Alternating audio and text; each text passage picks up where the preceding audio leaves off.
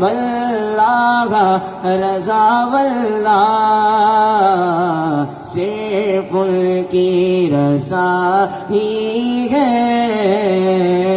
صرف ان کی رضائی ہے، غیر ان کی رضائی ہے،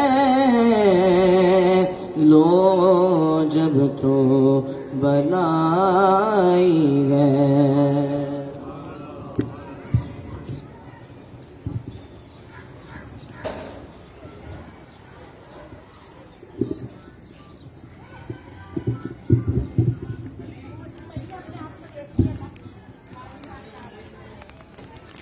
لائیو کر دیا، پن تھوڑی دبا کے لگا۔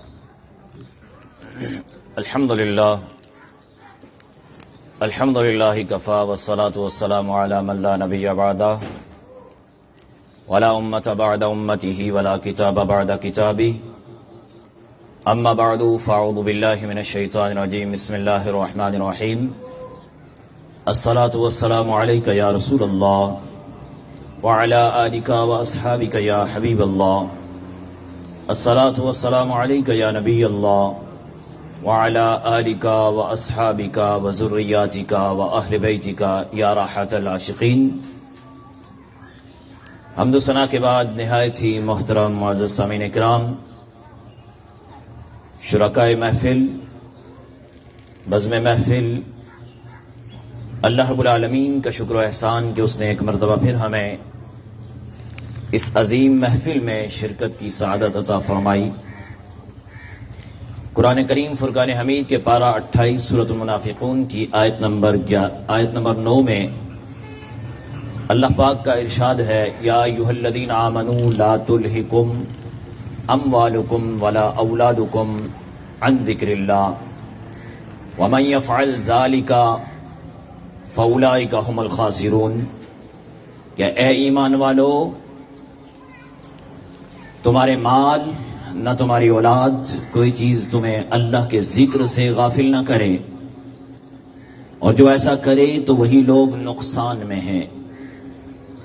مفسرین کرام کی ایک جماعت، اس کا قول ہے کہ یہ آیت مبارکہ ذکر اللہ جو کہا، اس سے مراد 5 نمازیں ہیں، لہذا جو اپنے مال مثلا خرید و فروخت یا پیشے یا اپنی اولاد کی وجہ سے نمازوں کے ان اوقات کو گنوا دیتا ہے، نمازوں کے ان اوقات کو ضائع کر دیتا ہے، نمازوں کے ان اوقات میں ان کو ادا نہیں کرتا، ادا کرنے میں غفلت کی اختیار کرتا ہے، وہ خسارہ پانے والوں میں سے ہے۔ ایک اور مقام پر نماز نہ پڑھنے والوں کے بارے میں پارہ 29 سورۃ المدثر کی آیت نمبر 42 اور 43 میں رب ذوالجلال ارشاد فرماتا ہے، ما سلککم فی سقر قالوا لم نک من المصلین۔ تمہیں کیا بات دوزخ میں لے گئی؟ وہ بولیں گے ہم نماز نہ پڑھتے تھے۔ سید المبلغین رحمت للعالمین صلی اللہ علیہ وسلم کا فرمانے عالی شان ہے، بندے سے قیامت کے دن سب سے پہلے جس چیز کے بارے میں، جس عمل کے بارے میں، جس بات کے بارے میں پوچھا جائے گا، جس چیز کے بارے میں پوچھا جائے گا، وہ کیا ہے؟ ذرا سنیے میرے دوست، میرے بزرگ، قریب آ جائیں۔ وہ کیا بات ہے؟ فرمایا کہ وہ اس کی نماز ہوگی جس کے بارے میں سب سے پہلے سوال ہوگا۔ اگر اس کی نماز درست ہوئی تو وہ نجات فلاح پانے والوں میں شامل ہوگا، اگر اس میں کمی ہوئی، کوتاہی ہوئی، نماز کی ادائیگی اس نے نہ کی ہوئی، نماز اس کی مکمل نہ ہوئی، نماز کو اس نے کمپلیٹ نہ ادا کیا ہوگا، تو فرمایا پھر اس کے بارے میں کیا ہوگا؟ وہ نجات اور فلاح نہیں پائے گا، وہ شخص رسوا ہو جائے گا، برباد ہو جائے گا۔ میرے دوست، میرے بھائی، احادیث مبارکہ میں نماز کا طریقہ، نماز کے پڑھنے کے فضائل اور نہ پڑھنے کی وعیدیں بیان ہوئی ہیں، جن سے بخوبی نماز کی اہمیت کا اندازہ لگایا جا سکتا ہے۔ مدینے کے تاجدار صلی اللہ علیہ وسلم نے ارشاد فرمایا، اللہ نے بندوں پر 5 نمازیں فرض کی ہیں، 5 نمازیں، جس نے ان کو ادا کیا، جس نے اس کو پورا کیا، جس نے انہیں مکمل ادائیگی کے ساتھ اپنی نمازوں کو کمپلیٹ کیا، انہیں ضائع نہ کیا، حق کو معمولی جانتے ہوئے، اگر ان نمازوں کو حق کو معمولی جانتے ہوئے ان میں سے کسی کو ضائع نہ کیا تو اللہ تبارک و تعالیٰ کے ذمہ کرم پر ہے کہ وہ اس سے وعدہ کر لیتا ہے، اس رب کائنات کا وعدہ ہے کہ وہ اسے جنت میں داخل فرما دے گا، اسے جنت میں داخل فرما دے گا۔ اور جس نے انہیں ادا نہ کیا اور اس کے لیے اس کے حق کو نہ پہچانا، ان نمازوں کی ادائیگی کو نہ پہچانا، تو پھر کیا ہوگا؟ اس کے لیے اللہ کے ذمہ کرم پر حد نہیں ہے، چاہے اسے عذاب دے، چاہے اسے جنت میں داخل کرے، نار جہنم سے تو امان دے، خلد بری دے، باغ جنا دے، واسطہ نعمان بن ثابت کا، یا اللہ میری جولی بھر دے، یا اللہ میری جولی بھر دے۔ قرآن پاک، احادیث مبارکہ، جہاں بھی نماز کی ادائیگی کا حکم آیا، اس سے مراد نماز کے تمام تر فرائض اور واجبات کی اطاعت ادا کرنا ہے۔ نماز کے واجبات میں سے یہ بھی ہے کہ اسے جماعت کے ساتھ پڑھا جائے، نماز کی ادائیگی میں یہ بھی شامل ہے، اس کے واجبات میں شامل ہے نماز کو 5 وقتہ نماز باجماعت ادا کیا جائے۔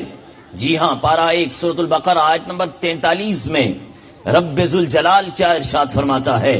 رب کائنات فرماتا ہے وَأَقِيمُوا الصَّلَاةَ وَآتُوا الزَّكَاةَ وَارْكَعُوا مَعَ الرَّاكِعِينَ، اور نماز کو قائم رکھو اور زکوٰۃ کو ادا کرو، رکوع کرنے والوں کے ساتھ رکوع کرو۔ تفسیر خازن میں ہے، اس آیت میں نماز باجماعت ادا کرنے پر ابھارا گیا ہے، گویا فرمایا گیا نماز پڑھنے والوں کے ساتھ جماعت کے ساتھ نماز پڑھو، رکوع کرنے کے وَارْكَعُوا مَعَ الرَّاكِعِينَ، رکوع کرنے والوں کے ساتھ رکوع کرو، جھکنے والوں کے ساتھ جھکو۔ رب ذوالجلال کا ارشاد یہ ہر ایک مومن کے لیے ہے، ہر ایک مسلمان کے لیے ہے۔ اقیم الصلاۃ، نماز کو قائم کرو، اقیم الصلاۃ، نماز کو ادا کرو، وآتوا الزکاۃ، زکوٰۃ کو ادا کرو۔ میرے دوست، میرے بزرگ، ذرا سوچئے، ایک اور مقام پر رب ذوالجلال کیا ارشاد فرماتا ہے؟ فرمایا پارہ 29 سورۃ القلم آیت نمبر 42-43 میں رب فرماتا ہے یوم یکشف عن ساق ویدعون الی السجود فلا یستطیعون خاشعة ابصارهم ترهقهم ذلہ وقد كانوا يدعون الى السجود وهم سالمون۔ جس دن ایک ساق کھولی جائے گی، جس دن ایک ساق کھولی جائے گی، جس کے معنی اللہ ہی جانتا ہے وہ ساق کیا ہے، جس کے معنی اللہ ہی جانتا ہے وہ ساق کیا ہے، اور سجدہ کو بلائے جائیں گے تو نہ کر سکیں گے، نیچی نگاہ کیے ہوئے ان پر خواری چڑھ رہی ہوگی۔ اور بے شک دنیا میں سجدہ کے لیے بلائے جاتے تھے جب تندرست تھے۔ حضرت ابراہیم تیمی رحمت اللہ علیہ اللہ پاک کے اس فرمان کی تفسیر میں فرماتے ہیں وہ قیامت کا دن ہوگا، اس دن انہیں ندامت کی ذلت ڈھانپے ہوئے ہوگی، کیونکہ انہیں دنیا میں جب سجدوں کی طرف بلایا جاتا تھا تو وہ تندرست ہونے کے باوجود نماز میں حاضر نہ ہوتے تھے۔ حضرت سیدنا کعب الاحبار رضی اللہ تعالی عنہ یہ کیا فرماتے ہیں؟ ذرا سنیے میرے دوست، میرے بزرگ، یہ کیا فرماتے ہیں؟ حضرت کعب الاحبار فرماتے ہیں خدا کی قسم، رب ذوالجلال کی قسم، اس آیت مبارکہ میں جماعت سے پیچھے رہ جانے والوں کے بارے میں یہ آیت نازل ہوئی جو بغیر عذر کے جماعت ترک کر دینے والے ہیں۔ اس سے زیادہ سخت وعید بھی ہے، فرمایا گیا الا المصلین، خرابی ہے ان نمازیوں کے لیے جو وقت کو گزار کر نماز پڑھتے ہیں۔ دیکھا آپ نے، سنا آپ نے، آیت مبارکہ میں بغیر عذر جماعت سے نماز نہ پڑھنا ایک ایسا عمل ہے کہ اس کے سبب بروز قیامت عذاب میں مبتلا کیا جائے گا، اس کے سبب بروز قیامت ذلت میں مبتلا کیا جائے گا، خواری میں مبتلا کیا جائے گا۔ خواری ذلت مقدر بن سکتی ہے، اس لیے بلا عذر شرعی مسجد کی جماعت نہیں چھوڑنی چاہیے۔ آئیے اس کی اہمیت جانتے ہوئے، آئیے اس کی اہمیت جاننے کے لیے ہم احادیث مبارکہ کو سنتے ہیں۔ حضرت سیدنا ابو امامہ رضی اللہ تعالیٰ عنہ روایت کرتے ہیں، سرور کائنات صلی اللہ علیہ وآلہ وسلم فرماتے ہیں اگر نماز با جماعت سے پیچھے رہ جانے والا یہ جانتا، ذرا سنیے، نماز کو ترک کرنے اور جماعت کو ترک کرنے والوں غور سے سنے حدیث مبارکہ کیا ہے۔ سرور کونین نانا حسنین فرماتے ہیں اگر نماز با جماعت سے پیچھے رہ جانے والا یہ جانتا کہ اس رہ جانے والے کے لیے کیا ہے تو گھسیٹتے ہوئے اپنے آپ کو نماز میں حاضر کرتا، اپنے بدن کو گھسیٹتے ہوئے اپنے آپ کو نماز میں حاضر کرتا. حضرت سیدنا ابو درداء رضی اللہ تعالیٰ عنہ سے روایت ہے، تاجدار مدینہ، تاجدار ختم نبوت صلی اللہ علیہ وآلہ وسلم فرماتے ہیں، کسی گاؤں، شہر یا بادیہ یعنی جنگل میں 3 شخص بھی ہونا، 3 شخص، تو وہ باجماعت نماز قائم نہ کی انہوں نے، تو ان پر شیطان کو مسلط کر دیا جائے گا. تو جماعت کو لازم جانو کہ بھیڑیا اسی بکری کو کھاتا ہے جو ریوڑ سے جدا ہو جاتی ہے، جو ریوڑ میں رہتی ہے اسے بھیڑیا نہیں کھاتا. شارح بخاری حضرت علامہ بدر الدین عینی رحمت اللہ علیہ حنفی کیا فرماتے ہیں؟ اس حدیث سے مراد ہے کہ تاریخ جماعت پر شیطان غالب آ جاتا ہے، تاریخ جماعت پر شیطان مسلط کر دیا جاتا ہے، اس پر اس کا قبضہ جما لیتا ہے، جیسے بھیڑیا ریوڑ سے جدا بکری کو پر قابض ہو جاتا ہے. حدیث میں 3 کا ذکر ہے، اس لیے کہ جمع کم سے کم 3 پر بولی جاتی ہے، اور 3 شخصوں کے ذریعے ہی جمعہ قائم ہو سکتا ہے. اس حدیث میں یہ بات بھی سمجھ آتی ہے کہ اگر 2 شخص کسی جگہ پر ہوں، اگر وہ دونوں جدا جدا بھی نماز پڑھنا چاہیں تو انہیں ترک جماعت کا جو عذاب ہے وہ نہیں ملے گا، لیکن 3 ہوں تو انہیں جماعت ترک نہیں کرنی چاہیے. جماعت کے ساتھ نماز پڑھنے سے جہاں مسلمان کے آپس میں محبت بڑھتی ہے، جہاں مسلمان کے آپس میں مناسبت ہوتی ہے، جہاں مسلمان میں مودت ہوتی ہے، مودت میں اضافہ ہوتا ہے، وہی نماز کا ثواب بھی کئی گنا بڑھ جاتا ہے. ہاں احادیث مبارکہ میں کیا ارشاد فرمایا ذرا سنیے. کئی مقامات پر جماعت سے نماز پڑھنے کے لیے کثیر انعامات کا اعلان ہوا ہے، کثیر ثوابات کا اعلان ہوا ہے. ذرا سنیے، میرے آقا صلی اللہ علیہ وسلم فرماتے ہیں جس نے کامل وضو کیا، احادیث مبارکہ ہے، دل کے کانوں سے سنیں. حضور کیا فرماتے ہیں؟ جس نے کامل وضو کیا پھر فرض نماز کے لیے چلا اور امام کی اقتداء میں فرض نماز پڑھی، اس کے گناہ بخش دیے جائیں گے. سبحان اللہ. میرے دوست ذرا سنو، تصور کرو، میرے آقا کریم آقا اپنے امتی کے لیے خوشخبری سنا رہے ہیں. دوسری حدیث مبارکہ، یہ حدیث صحیح ابن خزیمہ میں ہے، مسند احمد میں حدیث مبارکہ، اللہ پاک باجماعت نماز پڑھنے والوں کو محبوب رکھتا ہے. جو اللہ کا محبوب بننا چاہتا ہے نا، آج ہر ایک شخص یہ دعویٰ کرتا ہے، ہر ایک شخص دعویٰ کرتا ہے میں اللہ کا محبوب ہوں، ہر ایک شخص دعویٰ کرتا ہے، لیکن جس کے لیے رب سند دے محبوب ہونے کی کہ یہ میرا بندہ ہے، ذرا سنیے وہ سند کیا ہے. فرمایا باجماعت نماز کو قائم کر لو، باجماعت نماز کی پابندی کر لو، رب کائنات تمہیں اپنے محبوب بندوں میں شامل فرما لے گا. باجماعت نماز تنہا پڑھی گئی نماز سے 27 گنے بڑھ کر ہوتی ہے. جب بندہ باجماعت نماز پڑھے پھر اللہ سے اپنی حاجات کا سوال کرے، رب کائنات اس بات سے حیا فرماتا ہے کہ میرا بندہ حاجت کے لیے میری بارگاہ میں حاضر ہو اور میں اس کی حاجت پوری نہ کروں. یعنی اس کے ہاتھ دعا کے لیے جیسے اٹھتے ہیں، ہاتھ نیچے آنے سے پہلے ہی رب کائنات اس پر اپنی رحمتوں کا نزول فرما دیتا ہے، اس کی دعاؤں کو قبول کر دیتا ہے. ذرا سنیے، آپ نے سماعت فرمایا باجماعت نماز پڑھنے کی کس قدر فضائل ہیں، جماعت سے نماز پڑھنے والا کتنا خوش نصیب ہے، اسے جماعت میں شریک ہونے کے سبب 27 گنا زیادہ ثواب ملتا ہے. ایسا شخص اللہ کا محبوب بندہ بن جاتا ہے، اس کی دعاؤں کو قبولیت کا شرف ملتا ہے. نماز کے ارادے سے گھر سے نکلنے والے کے لیے پتہ کیا ہے؟ فرمایا ہر قدم پر رب کائنات اسے نیکیاں عطا فرماتا ہے، نیکیاں عطا فرماتا ہے، اس کے درجے بلند فرماتا ہے، اس کے گناہ مٹاتا ہے. جب بندہ مومن گھر سے چلتا ہے اس کے پاؤں کے نیچے فرشتے پر بچھا دیتے ہیں. جب بندہ مومن گھر سے نکلا، گھر سے نکلنے سے لے کر گھر واپس لوٹنے تک رب کی رحمت کے سائے میں ہوتا ہے. اگر اس پر موت کا وقت آ گیا، اسی حالت میں اگر وہ دنیا سے رخصت ہو جاتا ہے تو اسے شہید کا رتبہ دیا جاتا ہے. الغرض نماز، جماعت سے نماز پڑھنے والے کا سراسر فائدہ ہی فائدہ ہے. ایک اور روایت سنیے، جو 40 نمازیں جماعت سے پڑھنے والا بن جائے اسے رب کائنات نے کیا انعام دیا ہے پتہ ہے؟ اس کے تو وارے ہی نیارے ہیں. کعبے کے بدر الدجا، طیبہ کے شمس الضحیٰ صلی اللہ علیہ وسلم نے ارشاد فرمایا جو اللہ کا بندہ اللہ کے لیے 40 دن باجماعت نماز پڑھے اور تکبیر اولیٰ بھی پائے، اس کے لیے 2 آزادیاں لکھ دی جاتی ہیں. 2 آزادیاں، ایک نار سے آزادی لکھ دی جاتی ہے اور نفاق سے آزادی لکھ دی جاتی ہے. یعنی یہ بندہ عذاب نار میں بھی نہیں جائے گا اور نفاق میں بھی نہیں جائے گا. دیکھا آپ نے، سنا آپ نے، 40 روز تکبیر اولا کے ساتھ نماز پڑھنے والا نہ صرف نفاق یعنی منافقت جیسی بری خصلت سے محفوظ ہو جاتا ہے بلکہ نارے جہنم سے بھی امان پاتا ہے۔ حضرت سیدنا امام شرف الدین حسین بن محمد طیبی رحمت اللہ علیہ فرماتے ہیں نفاق سے برات کا مطلب کیا ہے؟ یہ کون ہے شرف الدین؟ ذرا سنیے، آپ تو علماء سے سنتے ہی آ رہے ہیں میرے دوست، یہ وہ ہیں ایک مرتبہ نا یہ بادشاہ کے ساتھ ہوتے تھے، اس کے گن گایا کرتے تھے۔ ایک مرتبہ بیماری میں مبتلا ہو گئے، بادشاہ کی جو وزیر ہو، بادشاہ کا یوں سمجھ لیں گن گانے والا ہو، بادشاہ کا شاعر ہو، بادشاہ کا ناطقو ہو، اس کے علاج کے لیے کیا مشکل ہے؟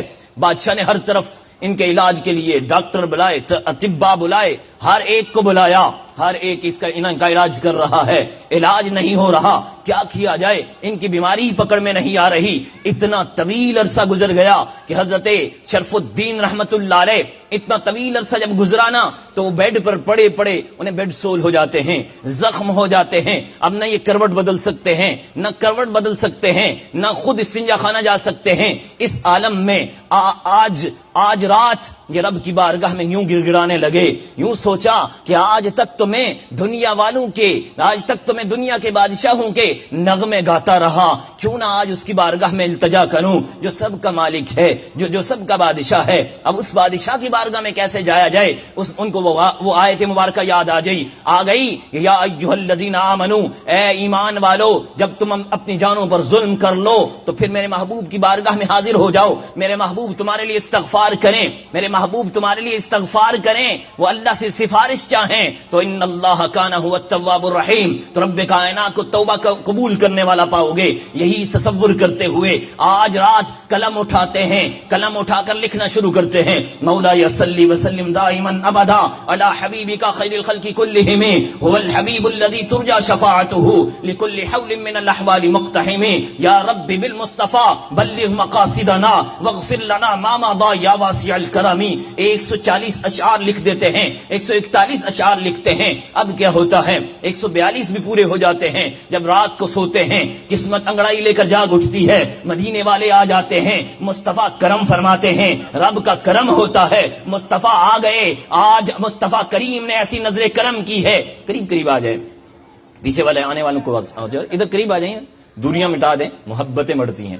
تو آج کیا ہوتا ہے، مصطفیٰ کریم علیہ الصلوۃ والسلام کرم فرماتے ہیں، اس عاشق پر کرم ہوا جب دل ٹوٹ جاتا ہے نا، جب راستے بند ہو جاتے ہیں، دنیاوی راستے بند ہو گئے، اب ایک ہی راستہ باقی تھا، وَلَوْ أَنَّهُمْ إِذ ظَّلَمُوا أَنفُسَهُمْ جَاءُوكَ فَاسْتَغْفَرُوا اللَّهَ وَاسْتَغْفَرَ لَهُمُ الرَّسُولُ لَوَجَدُوا اللَّهَ تَوَّابًا رَحِيمًا۔ وہ وہی بات ہے نا، رب فرماتا ہے جب تمہارے سارے دروازے بند ہو جائیں، تمہیں پتہ نہ چلے کہ کس طرف سے جانا ہے، تمہیں پتہ نہ ہو کہ کدھر جانا ہے، تو وَلَوْ أَنَّهُمْ إِذ ظَّلَمُوا أَنفُسَهُمْ، جب گناہوں کے ذریعے تم اپنی جانوں پر ظلم کر لو، إِذ ظَّلَمُوا أَنفُسَهُمْ جَاءُوكَ، یہ نہیں کہا مصلی بچھا کے مسجد میں بیٹھ جاؤ مجھ سے معافی طلب کرو، نہیں، ادب مصطفیٰ سکھایا ہے، اطرت مصطفیٰ سکھائی ہے، محبت مصطفیٰ سکھائی ہے، جاؤکا مدینے والے کے پاس جانا ہے، جاؤکا فاستغفر اللہ، اب یہ نہیں کہا کہ وہاں پر بیٹھ جا، نہیں، فاستغفر اللہ، اب مدینے والے کے پاس بیٹھ کر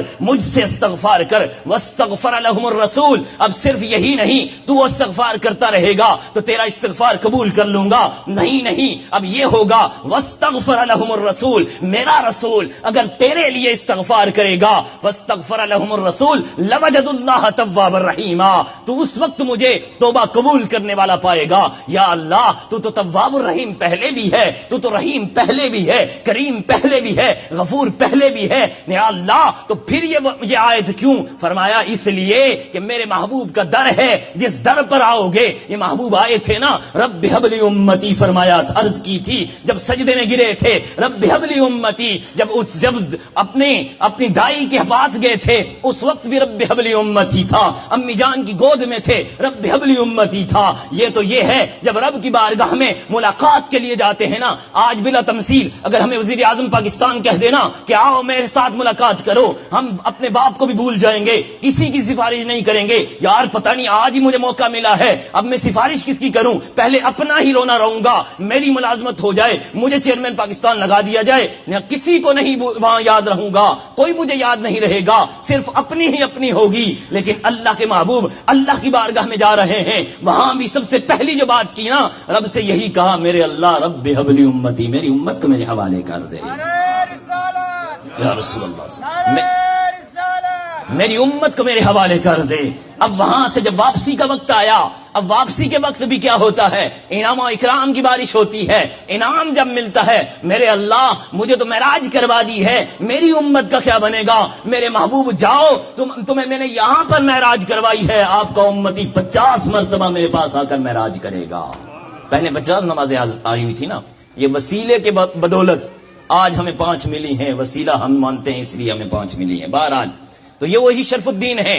تو وَلَوْ أَنَّهُمْ إِذْ ظَلَمُوا أَنفُسَهُمْ جَاءُوكَ فَاسْتَغْفَرُوا اللَّهَ وَاسْتَغْفَرَ لَهُمُ الرَّسُولُ لَوَجَدُوا اللَّهَ تَوَّابًا رَحِيمًا کو سامنے رکھتے ہوئے آج آپ وہ قصیدہ لکھتے ہیں, مولا صلی وسلم دائما ابدا, یا رب بالمصطفیٰ بلغ مقاصدنا واغفر لنا ما مضى یا واسع الکرم یا اکرم الخلق ما لمن علوذ به سواك عند حلول الحادث الاممی. جب یہ قصیدہ لکھ کر رات کو سوتے ہیں, مصطفیٰ کرم فرماتے ہیں, رب کی عطا سے مصطفیٰ آ جاتے ہیں, ہاتھ پھیرتے ہیں. وہ بدن جس بدن پر کوئی جو سمجھ لے ماں بھی ہاتھ نہیں پھیر رہی, وہ بدن جس پر بیٹے بھی ہاتھ نہیں پھیر رہے, ایسا بدن تھا, بیماری نے لاغر کر دیا تھا, اس بدن کے ساتھ کوئی ٹچ نہیں ہو رہا تھا.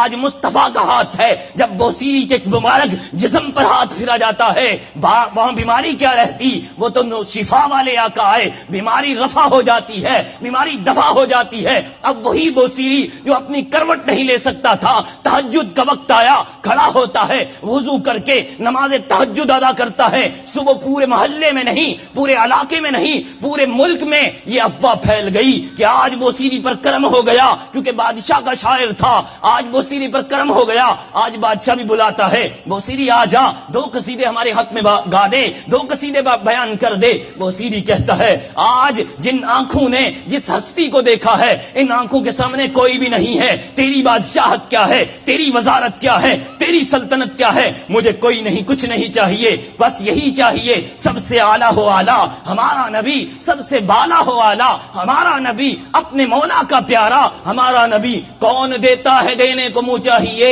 دینے والا ہے سچا ہمارا نبی. آج وہی دینے والے مصطفیٰ ہیں. آج ہاتھ جب پھیرا ہے, ساری کی ساری بیماری دور ہو گئی ہے. اور پتہ ہے کیا دیتے ہیں؟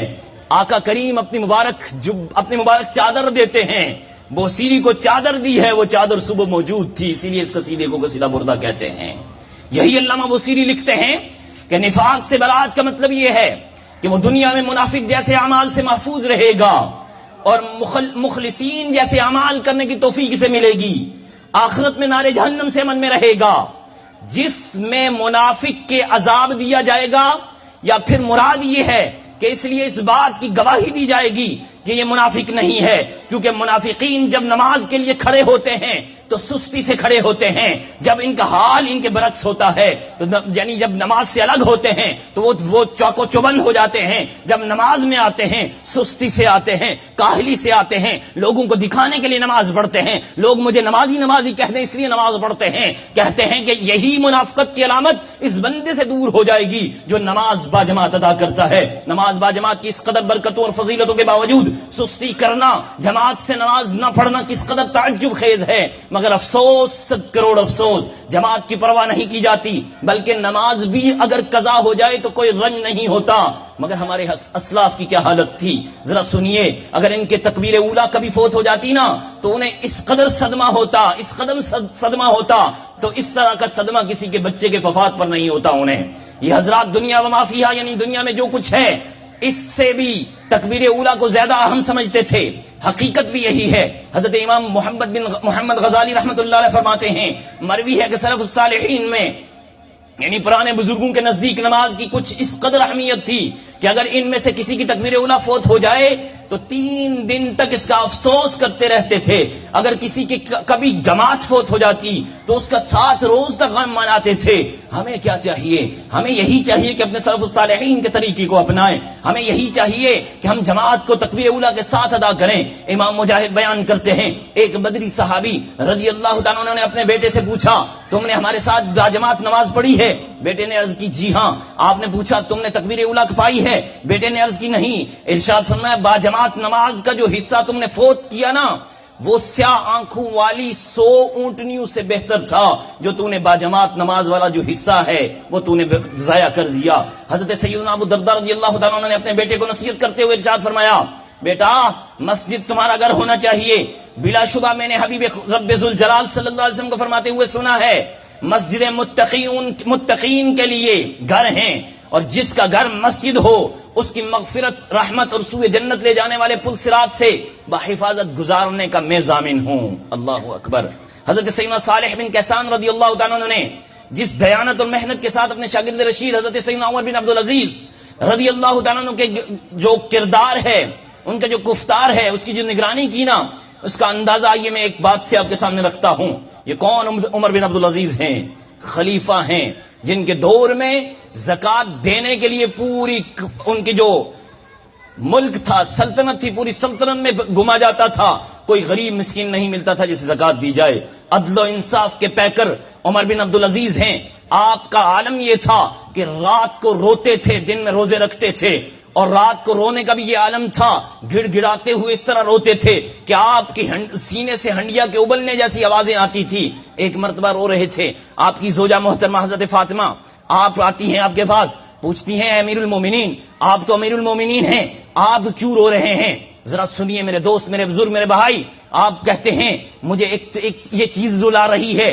کل نانا حسنین کے نانا جان نے مجھ سے پوچھ لیا اے عمر بن عبدالعزیز آپ نے میری رویا کے لیے کیا کیا ہے میری امت کے لیے کیا کیا ہے؟ میں وہاں کیا جواب دوں گا؟ خوف خدا کتنا تھا کہ ہر وقت روتے رہتے تھے اللہ کے خوف سے روتے رہتے تھے. اور آپ کی نماز کا یہ عالم تھا کہ کوئی نماز چاہے سفر میں ہو یا حضر میں ہو آپ کی نماز کوئی بھی باجماعت نہیں جو ایسی نماز کوئی نہیں ہوتی تھی کہ جو جماعت کے بغیر پڑھتے. ہر وقت ہر نماز آپ کی جماعت کے ساتھ ہوتی تھی.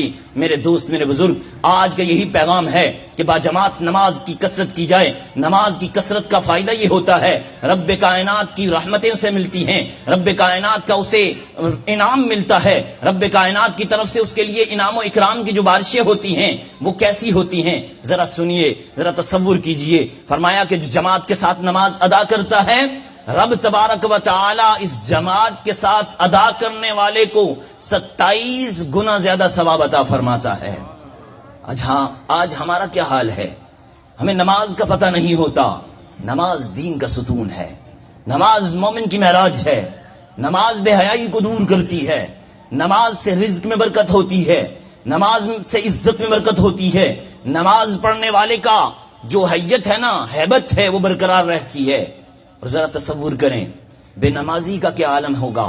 فرمایا بے نمازی کو جہنم کے سب سے نچلے طبقے میں ڈال دیا جائے گا.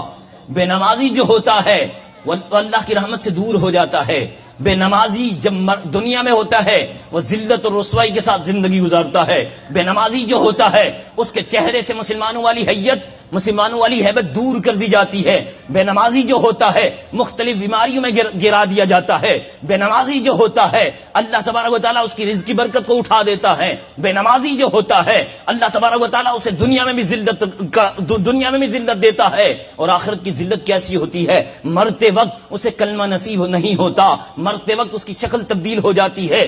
جیسا ہی مرتا ہے اب قبر کے حالات کیسے ہوتے ہیں؟ قبر میں اسے گنجا سانپ اس میں مسلط کر دیا جاتا ہے. جو ایک مرتبہ ڈستا ہے نا 70,000 گز زمین کے نیچے بندہ چلا جاتا ہے. پھر ڈستا ہے، پھر اتنا ہی نیچے چلا جاتا ہے.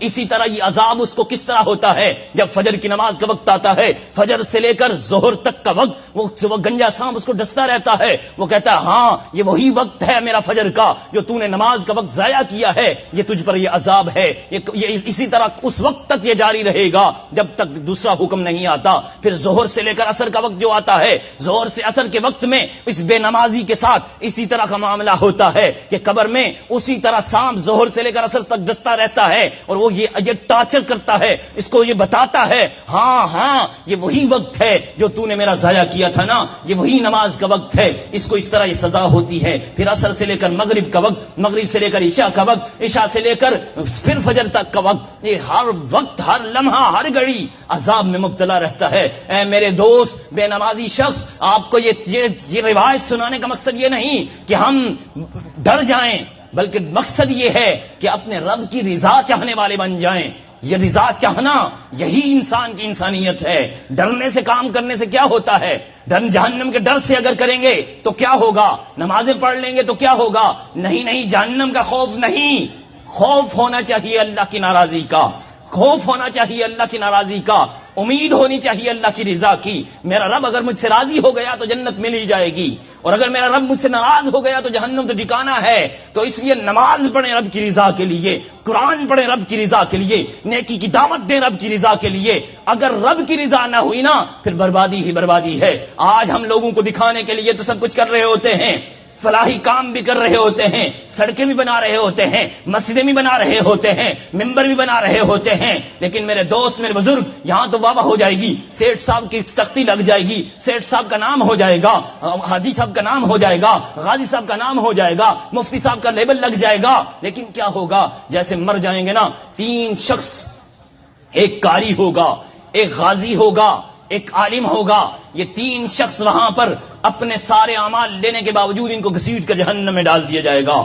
جو عالم ہوگا نا یہ پوچھے گا یا اللہ میں نے پوری زندگی تیرا علم حاصل کیا، اس علم کو آگے پھیلاتا رہا، مجھے کیوں جہنم میں ڈالا جا رہا ہے؟ کہا جائے گا کہ تو دنیا میں جو تھا اپنی واہ واہ چاہنے کے لیے کرتا تھا، اپنی واہ واہ کے لیے کرتا تھا، اس لیے تیری وہاں واہ واہ ہو گئی ہے، تجھے وہاں مل گیا ہے، اب تیرا ٹھکانہ جہنم ہے. اسی طرح حافظ کو بلایا جائے گا، حافظ کے لیے بھی حکم ہوگا اسے بھی جہنم میں گھسیٹ کر ڈال دیا جائے. اب یہ بھی روئے گا یا اللہ میں تو حافظ قرآن بنا تھا، میں تو دین سیکھا تھا، میں تو تیرا قرآن پڑھتا رہتا تھا، وہ قرآن جس کا تو نے فرمایا تھا کہ ایک لفظ پڑھو گے 10 نیکیاں ملیں گی، 10 گناہ معاف ہوں گے، 10 درجے بلند ہوں گے. قرآن کا دیکھنا بھی عبادت، قرآن کا چھونا بھی عبادت، قرآن کا سمجھنا بھی عبادت. تو میں تو قرآن پڑھتا تھا. فرمایا جائے گا قرآن اس لیے پڑھتا تھا کہ لوگ تجھے حافظ کہیں، اب وہ تجھے لوگوں نے کہہ دیا ہے، اب اسے بھی گھسیٹ کر جہنم میں ڈال دیا جائے گا. اب تیسرا شخص آئے گا جو غازی تھا،